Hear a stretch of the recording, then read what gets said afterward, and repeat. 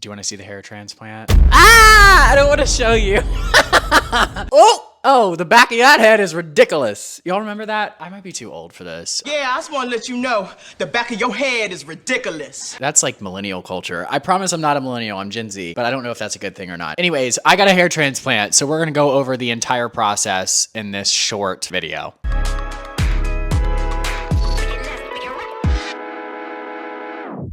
What's up guys, welcome back to my channel. My name is Clarkson. We talk about a lot of different subjects on here, but today we are talking about my hair transplant. Now I am 3 weeks post-op from my hair transplant and I finally want to make a video explaining all of the details that go into it, the process, the price, the recovery, the prep, all of that stuff. So we're going to go through everything with this hair transplant and what it entailed. But first, I know a lot of you guys are going to be asking, Clark, why did you get a hair transplant? You had a full head of hair. Y'all don't know what it's like to be afraid of wind, okay? I had a full head of hair when it's down, but then some wind comes by and whoosh, jump scare. Wind comes by and a plane comes down to land. And the thing is, I do have a full head of hair, but I've always had a big forehead, okay? All the time, I make jokes about my forehead. When I was little and I was like 2 years old, my head was too big for my body, so I used to walk with my head sideways because it was so heavy for my body. So I've always had a big head, both literally and figuratively. But because I'm getting older, I'm 26, my hairline started to recede just a little bit. And I have a little mole right here that I was using to track it. Because it was receding a little bit, and on top of that, I already had a five head, excuse my language, I wanted to get ahead of this because I don't want to be 35 with hair to the back of my head like Nastia Liukin. Love her to death. She's beautiful, but she's always been known for having a really big forehead. She pulls it off. I don't. So that's why I got it. I wanted to get ahead of the game, and I may have body dysmorphia just a little bit, but that's okay. I'm gonna heal from that body dysmorphia when I'm pretty. Just kidding. Don't take my advice, okay? I am not mentally well whatsoever, but I'm gonna be mentally unwell with a snatched hairline. So that's why I got it. I got it because my hairline, I wanted to get ahead of it, and also brand deal. Process was fairly easy. I scheduled a consultation, sent pictures of my dome to the clinic. Every time I say clinic, I think of an STD. I don't know why. I'm a good Christian gal, okay? I'm a good Christian gal. My ADD is ADDing today. So I sent pictures of my dome to the clinic, and they said, oh yeah, girl, you got a big ass forehead, so come on down. Let me take your money and fix this for you. So I scheduled it. I wanted to do it in November because it's a little bit colder here in Florida and you can't sweat. Well, you're not supposed to sweat after you get it done. So I was like, okay, let's get it done in the winter so then I don't sweat, obviously. So I sent my pictures in, we scheduled it in November, and I flew down to Miami and then got it done 3 weeks ago in November. That leads us to the clinic. So I chose to go to American Maine, and honestly, I only chose them because I have a friend who almost got a brand deal with them. And I was like, if I'm gonna do this and I'm gonna post about it, why would I give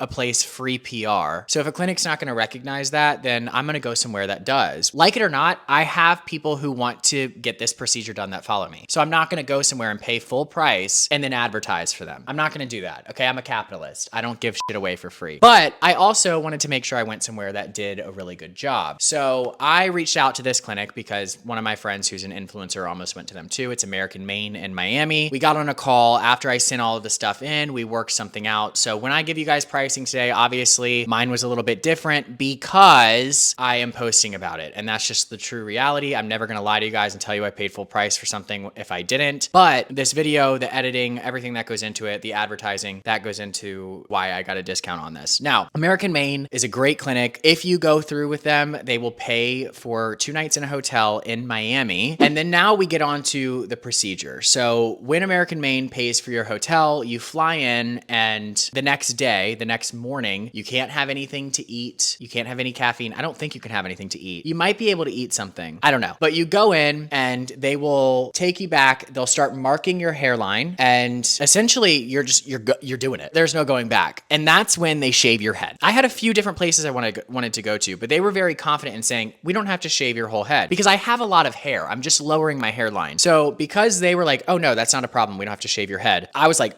oh, we're going with this place. I mean, they do have to shave the back, obviously, because this is the donor area, but the front is what's most important because I'm not going to make content bald as hell. Sorry, I'm not. I know some influencers can do that after hair transplant. I can't do it. This is when they mark up your line and then they have to shave your hair. Normally they shave the whole head. For me, They just had to shave the back, and then they had to shave a little bit of my hairline back. My hairline's not normally this far back. Wow, this is a jump scare.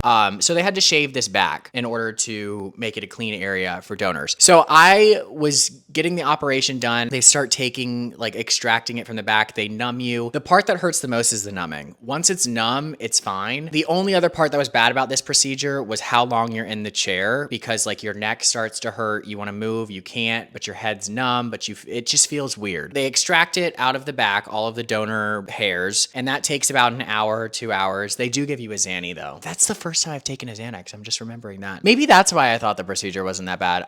So then they take it out the back, and then they poke these holes in the front, and then they poke the hairs in. And then you're pretty much done. So once that's done, you go back to the hotel. Obviously, you cannot drive because you're numbed. You won't really feel your head for a while. They really just have you on like certain medications after. The back of your head is going to be in a bandage after the first day, and you have to sleep on your back. Essentially, you cannot like touch or wash this part of your hair, like the front part, for a while. Honestly, I think the hardest part was then the next day after you heal and recover from it, before your flight back, if you're not local to the area, they take this back bandage off and they go over the recovery process. But the thing is if you're in the airport, that raw part of your head, and I'll show you guys what it looks like, you have to walk through the airport like that. And you can't have anything covering the donor area. I had to walk through the airport looking crazy as fuck. But I learned to be really confident when it came to that. So that was another downside. I thought they might like cover the back, but they didn't. The recovery process is a little gruesome. You can't work out for 4 weeks. I'm on week 3. You can do light cardio at week 2, but it's been really tough for me. And I'll be honest, I haven't fully followed the guidelines because I'm sorry, I can't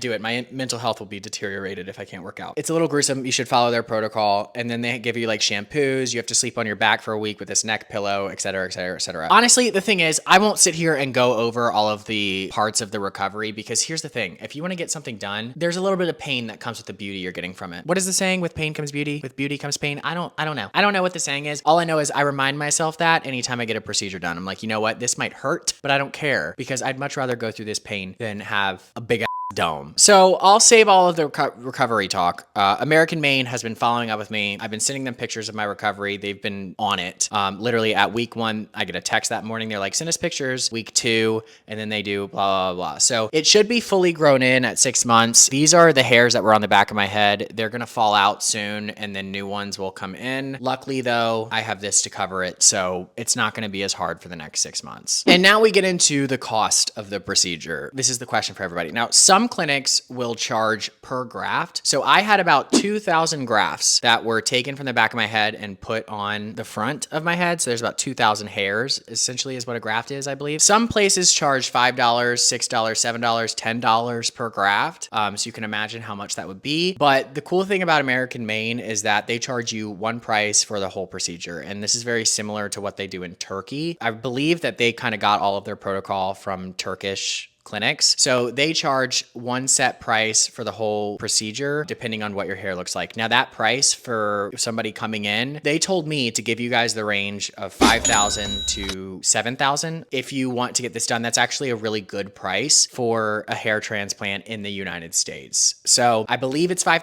to $7,000. I don't really know exactly what it would be. You have to consult with them and see what you need done. But for me, honestly, and for a lot of men, this is a huge insecurity, and women have been getting plastic surgery forever to fix some of their insecurities. And I feel like if you're a man and your hairline's receding and this is something that's really bothering you and you want to do it, understand that there's always going to be an insecurity, but you don't have to live with that insecurity in order to understand that fact that you're always going to have something that you want to fix about yourself. Some things you can take the easy way out and fix, and that's okay. Shouldn't be your go-to when it comes to being insecure about something. Don't make it a complex, but at the end of the day, if you have the means to do it, why not? You know, for a lot of men, this is a huge deal, and just spending $6,000, $7,000, and I know that's a lot of money. A lot of people aren't able to afford that, but it's a lot more feasible for more people than the standard like $15,000 that a lot of places charge. So I hope you guys enjoyed this video, and I will be doing an update on my hair transplant when I'm at like 6 months on my Instagram or my TikTok, if TikTok's still around. I don't know, on whatever app comes up besides TikTok. So I will give you guys an update in the summer on what this looks like, but we'll talk about other things before then. So I'll see you guys next time.